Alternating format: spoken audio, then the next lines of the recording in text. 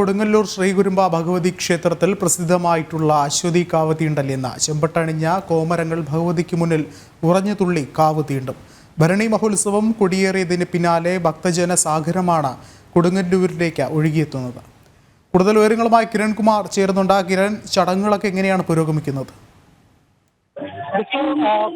കൊടുങ്ങല്ലൂർ ക്ഷേത്രത്തിലെ ഭരണി മഹോത്സവം ഇന്ന് നടക്കുകയാണ്. ഇന്ന് അല്പസമയത്തില്ല, അതായത് ഏതാനും മണിക്കൂറിനുള്ളിൽ തന്നെ ഈ ഭരണി കാവടിയത്തിന് അശ്വതി കാവടിയത്തിന് വേണ്ടിയുള്ള ചടങ്ങുകൾ ആരംഭിക്കും.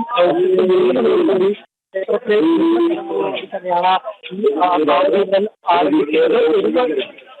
ഈ ക്ഷേത്രത്തിൽ നടക്കുന്ന പ്രത്യേക ചടങ്ങ് ഈ ചടങ്ങോടുകൂടിയാണ് കാവടിയത്തിന് വേണ്ടിയുള്ള കാര്യങ്ങളിലേക്ക് കൂടി അതിനുശേഷം കഴിഞ്ഞതിന് ശേഷം പിന്നീട് കൊടുങ്ങല്ലൂർ തമ്മിലാണ് കാവടിയിടുന്നതിന് വേണ്ടിയുള്ള